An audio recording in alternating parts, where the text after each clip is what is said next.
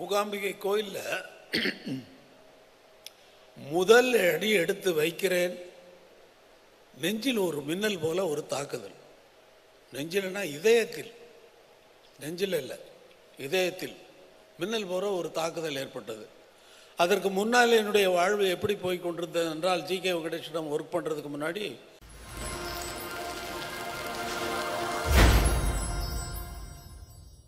இசைஞானி இளையராஜா அண்ணா அவர்களை தன் அனுபவங்களை பகிர்ந்து கொள்ள அன்புடன் அழைக்கிறேன்.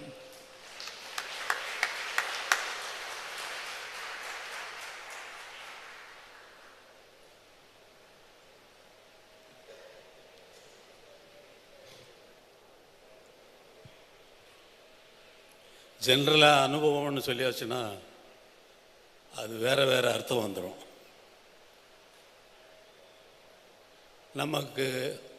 நம்ம எல்லாருக்கும் பகவானை தெரியுமா?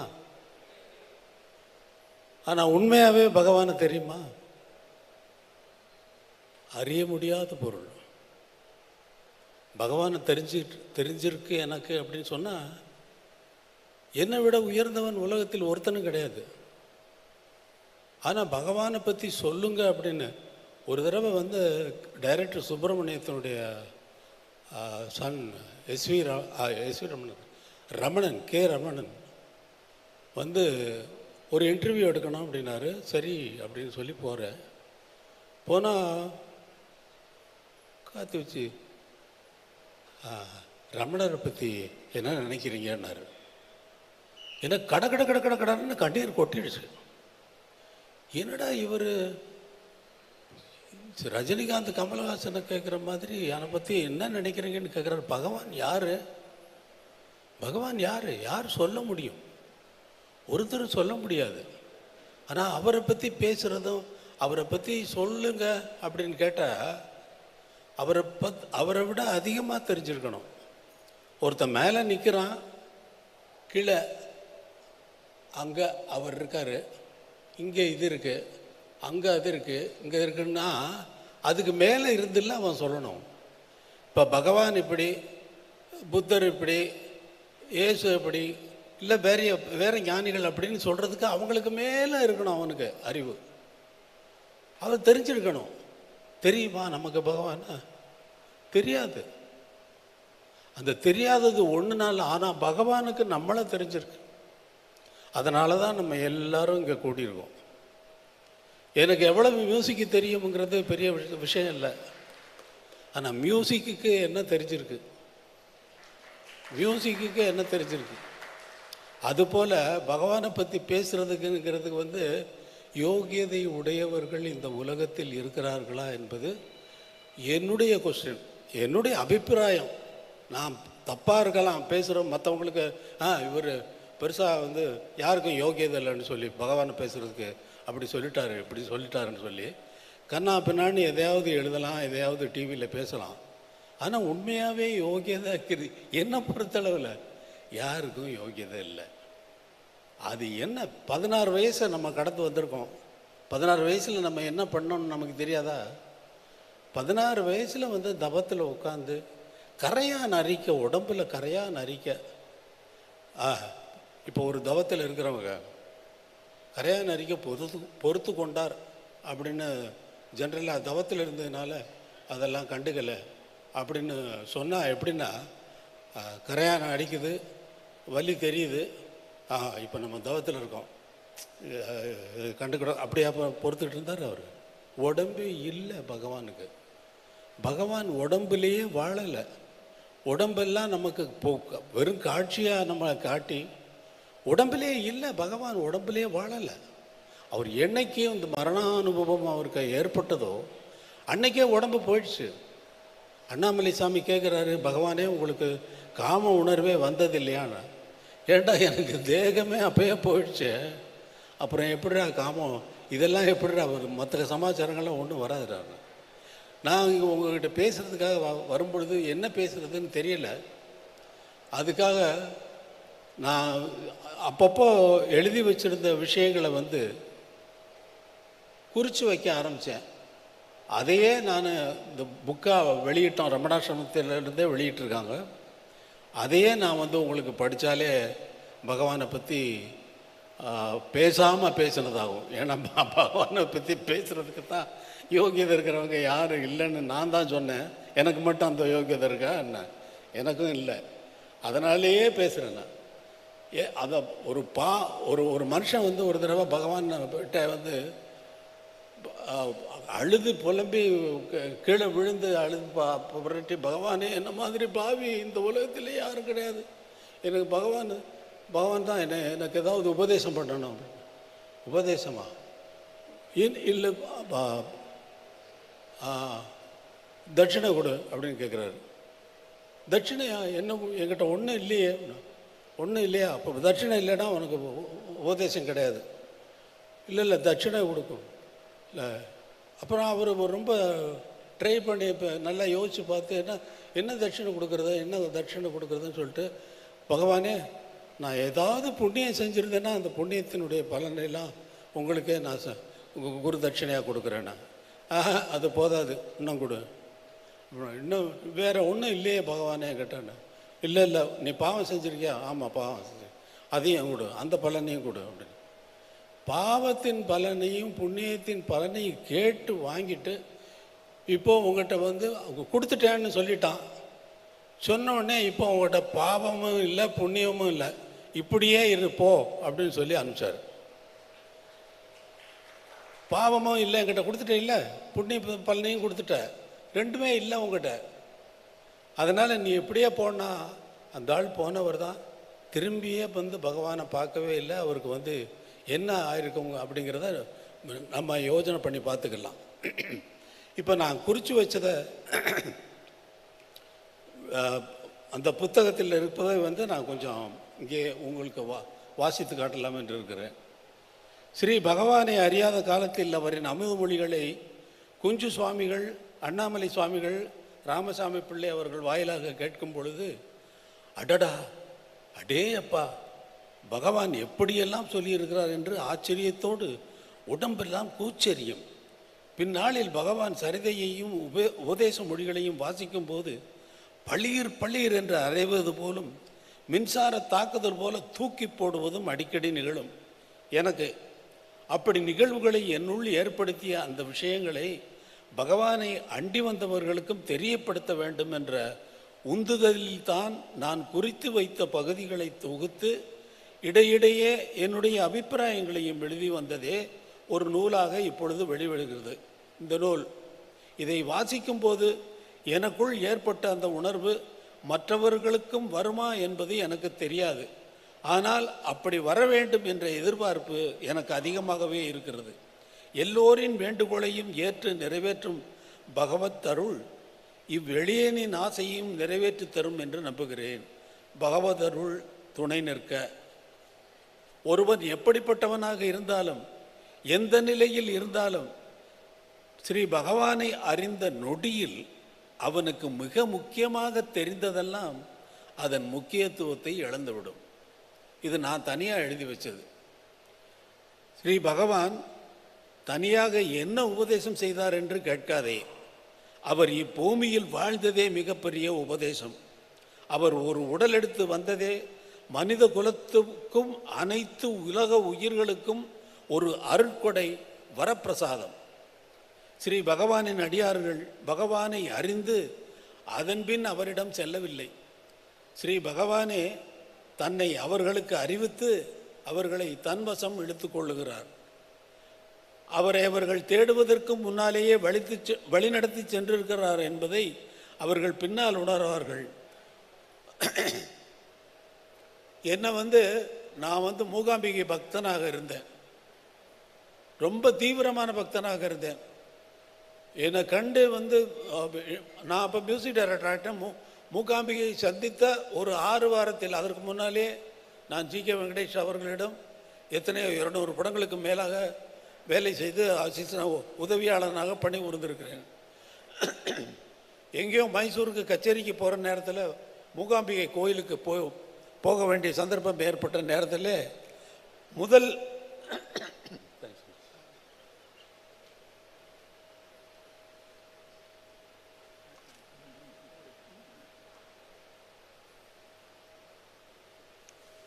மூகாம்பிகை கோயிலில் முதல் அடி எடுத்து வைக்கிறேன், நெஞ்சில் ஒரு மின்னல் போல ஒரு தாக்குதல். நெஞ்சில்னா இதயத்தில், நெஞ்சில் இல்லை இதயத்தில் மின்னல் போல ஒரு தாக்குதல் ஏற்பட்டது. அதற்கு முன்னால் என்னுடைய வாழ்வு எப்படி போய் கொண்டிருந்தது என்றால், ஜி.கே. வெங்கடேஷிடம் ஒர்க் பண்ணுறதுக்கு முன்னாடி அண்ணனோட இசை நிகழ்ச்சிகளில், அதாவது அவர் கம்யூனிஸ்ட் பிரச்சார பாடல்கள் பாடுகிறவர், அவரோடு சேர்த்து அங்கே தான் நான் எனக்கு இசையே ஆரம்பமானது. அந்த அந்த கச்சேரிகளில் ஹார்மோனியம் வாசித்து வாசித்து வாசித்து அதற்கு பின்னால் தான் இங்கே இசையை கற்றுக்கொள்ள வேண்டும், முறைப்படி கற்றுக்கொள்ள வேண்டும் என்பதற்காக நான் சென்னை வந்தேனே ஒழிய வேறு மியூசிக் டைரக்டர் ஆகணுங்கிற எண்ணமெல்லாம் அப்போ கிடையாது. இங்கே இசையை கற்றுக்கொண்டு அப்புறம் ஜி.கே. வெங்கடேஷிட்ட போயிட்டு அதுக்கப்புறம் தான் இந்த கம்யூனிசம் மேடைகளில் பாடுற பொழுது அவங்க பகுத்தறிவு வாதங்களை ஒட்டியும் பேச மாட்டார்கள், வேறு அதற்கு எதிர்ப்பாகவும் பேச மாட்டார்கள். அந்த மாதிரியான பிரச்சார பாடல்களில் பங்கு பெற்றதனால் அந்த தாக்கம் நிறைய இருந்தது. அது ஜி.கே. வெங்கடேஷ்ட வேலை பண்ணிகிட்டு இருந்தாலும் எப்படி நம்முடைய ஆரம்ப காலம் எப்படி இருந்ததோ அது எப்படி சீக்கிரமாக மறையாது. அந்த வடு மேலே போட்டு அழுத்திட்டு இருக்கோம். உள்ளே மூகாம்பிகை கோயிலுக்குள்ளே ஃபஸ்ட்டு ஸ்டெப் எடுத்து வைக்கிறேன், நெஞ்சில் மின்னல் போல ஒரு தாக்குதல். சரி, கடவுள் இல்லை, வேற ஒன்றும் இல்லை, இது என்னது, இது என்னது, உள்ளே ஏதோ ஒன்று வருதே, இது என்னது என்னது என்னதுன்னு சொல்லி இந்த கேள்வி ஓடிக்கிட்டே இருக்குது. கோயிலை அப்படி சுற்றி வலம் வர்றேன், கோயிலை சுற்றி பிரதட்சிணமாக முடிகிறதுக்குள்ளே மூகாம்பிகை நல்லா இதயத்தில் ஃபுல்லாக ஆக்குப்பை பண்ணி ஃபுல்லாக நிறைஞ்சிட்டான். அதுக்கப்புறம் திரும்பி வந்தால் அப்பொழுது என்னுடைய ஆசை என்ன இருந்ததுன்னா, ஜி.கே. வெங்கடேஷ் வேலை செய்யும் பொழுது நான் அப்போ தனியாக உட்காந்து ஆர்கஸ்ட்ரேஷன்ஸ் அது இதெல்லாம் எழுதிட்டு வச்சுருப்பேன். அந்த மாதிரி வெளிநாடுகளில் நடக்கிற மாதிரி ஒரு 75 பேர் ஆர்கெஸ்ட்ராவை வச்சுட்டு ஒரு மியூசிக்கல் ப்ரோக்ராமாக பண்ணணும், பாட்டுக்கிட்ட எதுவுமே இல்லாமல் வெறும் மியூசிக்காக ப்ரெசென்ட் பண்ணணுங்கிறதுக்கு ப்ராக்டிஸ் பண்ணிகிட்டு இருந்தேன். ப்ராக்டிஸ் பண்ணி ஃபுல்லாக கம்ப்ளீட்டாக நோட்ஸ் எல்லா நம்பரையும், சவுண்ட் ஆஃப் மியூசிக், மொசார்ட்னுடைய சிம்பனி, பீட்டில்ஸுடைய சாங்ஸு, இந்த மாதிரி ரொம்ப அப்போ பாப்புலராக இருந்த வெஸ்டர்ன் நம்பர்ஸ் எல்லாத்தையுமே ஆர்கஸ்ட்ரேட் பண்ணி, என்னுடைய ஆர்கஸ்ட்ரேஷன் பண்ணி எல்லாருக்கும் எல்லா இன்ஸ்ட்ருமெண்ட்டுக்கும் தனித்தனியாக எழுதி வச்சு மியூசிஷியன்ஸ்கிட்ட போய் நான் கேட்குறேன், இப்போ ஆர்கெஸ்ட்ரா வேணுமே எனக்கு. அப்போ இருந்த மியூசிஷியன்ஸ் எல்லாம் பார்க்குறதுக்கே பயமாக இருக்கும். ஃபஸ்ட்டு ரெக்கார்டிங் நான் கிட்டார் எடுத்துகிட்டு போயிட்டு உட்காரும் பொழுது அப்படியே மியூசிஷியன்ஸ் வருவாங்க, அவங்கள பார்த்தாலே பயமாக இருக்கும். அவ்வளவு பேர் உழவுங்க, அவ்வளவு திறமை மிகுந்தவர்கள். அடேடேப்பா, ஃபிலிப்ஸா கிட்டாரா, ஐயோ அவர் பிரமாதமாக இருக்குமே அப்படின்னு அவரை நேரடியாக சந்திக்கக்கூடிய வாய்ப்பு ஏற்படுது. எல்லாம் வர்றாங்க, பார்க்குறாங்க. நான் கிட்டார் எடுத்துட்டு அன்னைக்கு தான் ரெக்கார்டிங் போனால் என்னை மேலும் கீழும் இப்படி பார்க்குறாங்க, எனக்கு கை காலெல்லாம் உதறுது. ஆனால் யாரை ஹீரோ அந்த நேரத்தில் கிட்டார் வாசித்தா அவர் தான் ஹீரோ. விஸ்வநாதன் சாருக்கு வாசிக்கிறவர் அவர் தான், ஃபிலிப். அவர் கூட என்னை ஜி.கே. வெங்கடேஷ் ஃபஸ்ட்டு ரெக்கார்டிங்கில் ஒரே மைக்கில் 2 பேரையும் உட்காந்து வச்சுட்டாரு. எனக்குன்னா ஒரே ஒரு நடுக்கமாக இருக்குது. அவர் கேட்குறாரு, என்ன சாங் இது அப்படின்னு. ஏன்னா சாங்கு நான் அசிஸ்டண்ட்டாக இருக்கிறதுனால சாங்கு சொல்லி ஆகணும். சாங்கு சொல்கிறப்போ நீ சாங்கு கார்டெல்லாம் மார்க் பண்ணியிருக்கியா? நான் போட்டிருக்கேன் நான். அது சொல்லு அப்படின்னா அதே வாசிடலாம் அப்படின்னு சொல்லிட்டு அதே வாசிக்கலாம்னு சொல்லிட்டு 2 பேரும் மைக்கில் ஒரே மைக்கில் உட்காந்து வச்சு வாசிக்க வச்சார். அப்படி இருந்த நேரத்தில் நான் எல்லா மியூசிஷியன்ஸும் பார்த்தாலே பயந்து கொண்டிருக்கக்கூடிய நான் என்னுடைய ஆர்கஸ்ட்ரேஷனை வாசிக்கிறதுக்கு பெஸ்ட் மியூசிஷியனை செலக்ட் பண்ணணும்னு சொல்லி எல்லாரையும் செலக்ட் பண்ணி தனித்தனியாக அப்ரோச் பண்ணுறேன். அந்த கேப் டைமில் எல்லாம் ஒரு குரூப்பை சேர்த்து வச்சுட்டு நான் எழுதின எக்ஸசைசஸ் எல்லாம் எப்படி சவுண்ட் ஆகுதுன்னு வெறும் பேப்பரில் தானே இருக்குது, இது எப்படி சவுண்ட் ஆக போகிறது தெரியாதே அப்படின்னு சொல்லி 4 மியூசிஷியன்ஸை கூப்பிட்டு பிரேக் டைமில் ஒரு அரை மணி நேரம் கிடைக்கும் டீ பிரேக்கில் நரசிம்மன் நீங்கள் வாங்க இல்லை கொஞ்சம் வரைங்களான்னு சொல்லிட்டு ஒரு 8 பார் எழுதி வச்சு 1-2 கொடுத்து அவங்கள வாசிக்க வச்சு கேட்டு அதனுடைய கேட்டு இந்த மியூசிக் இதுக்கு சரிப்பட்டு வராது, ஃபிலிமுக்கு சரிப்பட்டு வராது, இது கிளாசிக்கல் தான், கிளாசிக்கல் மியூசிக் வெஸ்டர்ன் கிளாசிக்கலுக்கு ஓகே அப்படின்னு சொல்லிட்டு எனக்குள்ளேயே ஒரு முடிவுக்கு இந்த மியூசிஷியன்ஸ் எல்லாம் அப்ரோச் பண்ணி ஒரு 75 பேரை வந்து நான் தயார் பண்ணிட்டேன். 75 பேரை அக்செப்ட் பண்ணிட்டாங்க. எல்லாமே most of them Anglo Indians. அவங்க நான் என்ன கண்டிஷன் போடுறேன், சார் பணம் கிடையாது, கன்வென்ஸ் எல்லாம் கொடுக்கறதுக்கு என்கிட்ட காசு கிடையாது, நீங்கள் ரிஹர்சலுக்கு வரணும், ஞாயிற்றுக்கிழமை தான் ரிஹர்சல், ஏன்னா உங்களுக்கு மற்ற நாள்லையெல்லாம் ரெக்கார்டிங் இருக்கும். எனக்கு 7 மணிக்கு வரணும். விஸ்வநாதன் சார் ரெக்கார்டிங்கே நீங்கள் வந்து 10 மணிக்கு தான் வருவீங்க. அப்படி இருந்தவங்க, அப்படிப்பட்ட மியூசிஷியன்ஸு, அவங்கள யாரும் கேர் பண்ண மாட்டாங்க, கேள்வி கேட்கவும் முடியாது. நீங்கள் 10 மணிக்கு வருவீங்க, ஆனால் எனக்கு 7 மணிக்கு வந்தாகணும். வர முடியும்னா ஒத்துக்குங்க, இல்லைன்னா வேணாம்னு சொல்லுங்கள், நான் வேறு ஆளை பார்த்துக்கிறேன் அப்படின்னு சொன்னால், இல்லை நாங்கள் வரோன்னு சொல்லிட்டு எல்லோரும் ஒத்துக்கிட்டாங்க. மூகாம்பிகை கோயிலுக்கு போயிட்டு மூகாம்பிகை அம்மா என்னை ஆக்குப்பை பண்ணதுக்கு அப்புறமா திரும்பி வந்து ஃபஸ்ட்டு ரிஹர்சல் உடனே வந்த ஞாயிற்றுக்கிழமையில் ஃபஸ்ட்டு ரிஹர்சல். இவ்வளவு நோட் புக்கு ஒவ்வொருத்தருக்கும் தனித்தனியாக காப்பி பண்ணி வச்சுருக்கேன். எல்லாருக்கும் ஸ்டாண்டில் மியூசிக் போட்டு ஒரு கல்யாண மண்டபம் ஃபிக்ஸ் பண்ணி தூக்கி வச்சு நோட்ஸ் எல்லாம் ஃப்ரண்டில் ஸ்டாண்டில் வச்சு எல்லாம் ரெடி பண்ணிவிட்டு, ரெடி சார் பார்க்கலாமா, கரெக்டாக எல்லோரும் 7 மணிக்கு வந்துட்டாங்க. நான் சர்ச்சுக்கு போகணும், சர்வீஸ் இருக்குது, இதெல்லாம் சொல்லக்கூடாதுன்னெல்லாம் கண்டிஷன்ஸ் போட்டிருக்கேன். அப்படியே வந்துட்டாங்க. வந்தால் எனக்கு ஆச்சரியமாக இருக்குது. இவ்வளோ விஸ்வநாத் சார் ரெக்கார்டிங்க்கு 10:30 மணிக்கு தானே வருவான் அவன், இந்த ஆள் இப்படி வந்துட்டானே 7 மணிக்கே வந்துட்டானேன்னு சொல்லிட்டு வாங்க ரொம்ப சந்தோஷமாக கொண்டு வந்து எல்லாத்தையும் உட்காத்தி வச்சு 1 2 3 4 ஃபஸ்ட்டு நோட்டு வாய்ச்சாங்களோ இல்லையோ, அவங்களாம் எடுத்து பார்க்குறாங்க, பக்கத்தில் இருக்கிற அப்படி பார்க்குறாங்க, what is this man, what is this அப்படின்னு சொல்லி ஒரு ஆச்சரியத்தோடையே அந்த மியூசிக்கெல்லாம் வாசிக்கிறாங்க. வாசிச்சுட்டு அப்புறம் அடுத்த மியூசிக் பார்க்கலாமான்னு சொன்னால் ஒன்ஸ் மோர் கேட்குறாங்க. இன்னொரு தடவை பார்க்கலாமேன்னு, சரி இன்னொரு தடவை பார்க்கலாம். அடுத்த நாள் போய் ரெக்கார்டிங்கில் போய் வாசிச்சாங்கன்னா இதை விட்டுட்டாங்க, அங்கே வாசிக்கிற சாங்கை விட்டுட்டு அங்கங்கே உட்காந்து நின்றுட்டு பேசுகிறாங்க. What man this Raja has done, what music we are playing here, go and listen to Raja அப்படின்னு பேச ஆரம்பிச்சிட்டாங்க. இந்த மாதிரியான ஒரு அற்புதங்களை வந்து மூகாம்பிகை நடத்தினா, நான் மூகாம்பிகை பக்தனாக இருந்தேன். 6 ரிஹர்சல் நடத்தினேன், 6க்கு மேலே 10 ரிஹர்சல் நடத்தினா நான் கச்சேரி பண்ணியிருக்கலாம், நடத்த விடலை. 6 ரிஹர்சல் பண்ண உடனே அன்னக்கிளி படம் வந்துருச்சு. படத்துக்கு மியூசிக் போட இந்த பக்கம் வந்தாச்சு, நான் ஒதுங்கிட்டேன். வந்தால் நடக்கலை. அங்கே இப்போ அப்புறம் வந்து மூகாம்பிகை பக்தனா வந்து ரொம்ப ஜாஸ்தி ஆயிடுச்சு எனக்கு. அம்மா தாயே, உனைத்தோழ நீ தந்த ஒரு பிறப்பு தன்னை தொழுது தான் கிடப்பது, நான் என்னையே தொழுதுட்டு கிடக்கிறேன், உன்னை தொழுறதுக்காக தானே இந்த பிறப்பை நீ எனக்கு கொடுத்த அப்படின்னெல்லாம் எழுதியிருக்கேன்.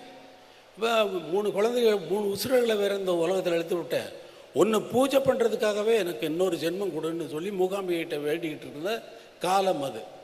அந்த ஒரு 6 வருஷம் வந்து ஃபுல்லாக பக்தியில் என்னை கண்டாலே வந்து எல்லாரும் இண்டஸ்ட்ரியில் வந்து பயப்படுவாங்க, பயப்படுவாங்க. அது எப்படி ஏற்பட்டதுன்னு சொல்ல, நான் வந்து ஒன்றும் யாரையும் வந்து எதுவுமே சொல்கிறதில்ல, அவங்களாம் வருவாங்க பேசாமல் இருப்பாங்க. அதுக்கு முன்னாடி வந்து ரெக்கார்டிங்லாம் கச்சா முச்சான்னு பேசிக்கிட்டு இருப்பாங்க. ஒருத்தன் ஜோக் எடுத்துருப்பான், ஒருத்தன் சிரிச்சிட்டு இருப்பான், இன்னொருத்தன் வந்து அந்த படம் பார்த்தியா இது பார்த்தியா என்னென்னமோ பேசிகிட்டு இருப்பாங்க. வாங்க ரிஹர்சலுக்கு வாங்கன்னா கூட்டம் ஒருத்தர் வரமாட்டாங்க, ரொம்ப நேரம் ஆகும். அது வந்து செட் ஆகிறதுக்கு ஒரு 1/2 மணி நேரம் ஆகும். ஆனால் அந்த மூமெண்ட் நான் மியூசிக் டைரக்டர் ஆகிட்டு எல்லோரும் உட்காந்து அதே மாதிரி பேசிகிட்டு இருப்பாங்க. நான் என்டர் பண்ணேன்னா கப் சிப்புன்னு சைலண்ட் ஆகும். நான் ஒன்றும் சொல்லலை, சைலன்ட் சொல்லலாம், ஒன்றுமே சொல்லலை. அது ஆட்டோமேட்டிக்காக அது தெய்வத்தினுடைய அருள்னு தான் சொல்லணும், வேறு ஒன்றுமே இல்லை. அது அப்படிப்பட்ட நேரத்தில் இந்த பூஜையெல்லாம் நிறையா போயிட்டுருக்கு. அம்மா வந்து 3 குழந்தைகளே வேறு நான் அந்த உலகத்தில் இழுத்து விட்டேன், அதுக்கு என்ன பாடுபட போகுதோ, இந்த மாதிரி ஒன்றை தொழுறதுக்காக நீ எனக்கு ஒரு பிறப்பை தந்தாகணுன்ற போது போயிட்டுருக்கு. அப்படியே இந்த ஆன்மீக அன்பர்களோட கொஞ்சம் டச்சில் வர்றப்போ வந்து அவங்க வந்து சொன்னாங்க, குரு இல்லாத இது வந்து சித்திக்காது அப்படின்னு சொன்ன உடனே இப்போ குரு வேணுமென்னு சொல்லிட்டு கரெக்டாக 1980 போகிறேன். அம்மாட்ட போய் முதல் தடவையாக எனக்கு ஒன்று வேணும்னு கேட்டது வந்து அதுதான், அம்மா எனக்கு ஒரு ஞான குரு வேணும். வர்றேன், வீட்டுக்கு வர்றேன், ஒரு சின்ன புக்கு கையில் கிடைக்கிது. அது இந்த form of question and answer with Bhagavan. Question and answer. ஒரு சிஷ்யர் சீடர்கள் கேட்ட, அன்பர்கள் கேட்ட கேள்வி, பகவானுடைய பதில். அதில் முதல் கேள்வி, மனிதன் தன் அறிவால் அடைந்து அனுபவிக்கத்தக்க உயர் நலன் யாதுன்னு. இந்த கேள்வியை படிக்கிற இந்த ஸ்பேஸ் ஆஃப் டைம் இருக்கு இல்லையா, மனிதன் தன் அறிவால் அடைந்து அனுபவிக்கத்தக்க உயர் நலன் யாது, உயர்ந்த இன்பம் எது அப்படிங்கிறது கேள்வி. இந்த கேள்வியை படிக்கிற நேரத்தில் எனக்கு எப்படி விளங்குதுன்னா, அதே ஸ்பேஸ் ஆஃப் டைமில், டேய் உனக்கு கண் இருக்குது, கண்ணு பார்க்குறதுக்கு அழகான காட்சிகள் இருக்குது, காது இருக்குது, கேட்குறதுக்கு எத்தனையோ இன்பமான மியூசிக் இருக்குது, உடல் இருக்குது, இந்த உலக சுகங்களை அனுபவிக்கிறதுக்கு எவ்வளவோ இருக்குது, நாக்கு இருக்குது, வாய் இருக்குது, மூக்கு இருக்குது, சுவாசிக்கிறதுக்கு உனக்கு நிறைய நறுமணங்கள், மலர்களுடைய மனங்களும் அதுவும் இதுவும் இருக்குது, நாக்கு சுவைக்கிறதுக்கு எத்தனையோ உணவு வகைகள் இருக்குது, சுவையான இருக்குது. ஆனால் உனக்கு அறிவுன்னு ஒன்று இருக்கே, அதனால் அடையத்தக்க இன்பம் எதுன்னு இல்லை இந்த கேள்வி கேட்குது அப்படின்னு சொல்லி, அந்த கேள்வியை படிக்கிற நேரத்திலே இவ்வளவு அர்த்தம், இவ்வளோ விளக்குனா இவ்வளோ வர்ற மாதிரியான அர்த்தம் எனக்கு புரியுது. இந்த மனிதன் தன்னை அறிவால் அடைந்து அனுபவிக்கத்தக்க உயர்ந்த இன்பம் எது அப்படி, அவ்வளோதானே. இதை படித்தா எவ்வளோ நேரம் ஆகும்? இந்த நேரத்தில் இவ்வளவு பெரிய விளக்கம் கொடுக்க வேண்டிய, இவ்வளவு நேரம் எடுத்துகிட்டு விளக்கம் கொடுக்க வேண்டிய அர்த்தம் எனக்கு புரியுது. புரிஞ்ச அடுத்த பதில் உடனே ஆத்ம ஞானமே, சிம்பிளாக. அது அடையத்தக்கதல்ல. புதிதாக எப்போதாவது நீ அடைவதாக இருந்தால் அதை எப்போதாவது நீ இழக்க வேண்டியது வரும். அதனால் ஆத்ம ஞானம் இங்கேயே இப்பொழுதே இருக்கிறது அப்படின்னாரு. பலார்னு அரைஞ்ச மாதிரி இருந்தது. இங்கே இருக்கா, இப்போ இருக்கா, இப்போ ஆத்ம ஞானம் இருக்கான்னு என்னை பிடிச்சிருந்த அத்தனையும் விலகிருச்சு. அடுத்த கேள்வி என்னுடைய கேள்வி தான். கேட்கப்பட்ட கேள்விகள் அனைத்தும் என்னுடைய கேள்விகள். அப்படியானால் ஒரு கிரகஸ்தன் ஆத்ம ஞானம் அடைய முடியுமா? உன்னை ஏன் கிரகஸ்தன் என்று எண்ணிக்கொள்கிறாய்? நீ வீட்டை துறந்து காற்றுக்கு போனாலும் காட்டில் உன் மறந்து வீட்டைத்தான் நினைத்து கொண்டிருக்கும். அதைவிட காட்டிலிருந்து வீட்டை நினைத்து கொண்டிருப்பதை விட வீட்டிலிருந்து இறைவனை நினைக்கலாமே அப்படின்னாரு. ரெண்டாவது அறம் இந்த பக்கம், இந்த கணத்தில். அவ்வளவுதான், முடிஞ்சு போச்சு, கதையை முடிச்சிட்டாரு. அப்படி பதில் சொல்லி அப்படித்தான் பகவான் என்னை இழுத்தாரே தவிர நான் பகவானை தேடி ஒரு காலும் போனதில்லை. அப்படியே ஒவ்வொரு பக்தர்களுக்கும் இப்படித்தான் நடந்திருக்குமே தவிர, புலி வாயில் பட்ட இறை எப்படி தப்பாதோ அதேபோல் குருவின் அருட்பார்வையில் பட்டவர்கள் ஒருபோதும் கைவிடப்படாருன்னு பகவான் சொல்லியிருக்கார் இல்லையா? அதனால் பகவான் என்னை இழுத்தாரே தவிர நான் பகவானை தேடி சரணடையவில்லை. பகவான் என்ன சரணடைய வச்சுட்டாரு, அது வேற விஷயம். அதுதான் உண்மை. இறையா புலிவாயில் போகுது, புலி தானே இறைய பிடிக்குது. அதனால பகவான் புலி, அவர் இறைய பிடிச்சிட்டார். நம்மெல்லாம் பகவானுக்கு இறைகள் போல தான் எல்லாம் இங்கே கூடியிருக்கீங்கன்னா பகவானுடைய இந்த பேரை கேட்குறதுக்கே புண்ணியம் பண்ணியிருக்கணையா? பகவான் என்று சொல்வதற்கே எவ்வளோ புண்ணியம் பண்ணியிருக்கணும். ஆனால் நம்ம பாவம் பண்ணியிருக்கோம். பாவம் பண்ணதுனாலே இந்த புண்ணியத்தை நாம் அடைய வேண்டியது இருக்கிறது. பாவம் பண்ணாதவனுக்கு எதுக்கு புண்ணியம் என்ன செய்யும்? பாவம் பண்ணலைன்னு வச்சுக்க, புண்ணியம் வருமா? புண்ணியத்தை தேடுவானா அவன்? புண்ணியத்தை தேடுவதனால தான் பகவானை நாம் தேடிக்கொண்டிருக்கிறோம், இன்னமும் தேடுகிறோம். தேட தேட தேட தேட காண கிடைக்காத பெருமான் என்று நான் பாடினேன். காண கிடைக்காத பெருமான் பகவான் இந்த உலகத்தில் எத்தனையோ அதிசயங்கள் இருக்குது அப்படின்னு உலகமெல்லாம் சொல்கிறாங்க, ஊரெல்லாம் சொல்கிறாங்க. அதெல்லாம் கிடையாது. ஒரே ஒரு அதிசயம், ஒரே ஒரு அற்புதம் இந்த உலகிலே பகவான் தான். அதுதான் புத்தகத்தை படிக்க வந்தவன் சொந்த என்னென்னமோ பேசிட்டேன். தவறாக இருந்தால் தவறு இல்லை, பகவானை பற்றி பேசுகிறதுல என்ன தவறு. நன்றி, வணக்கம்.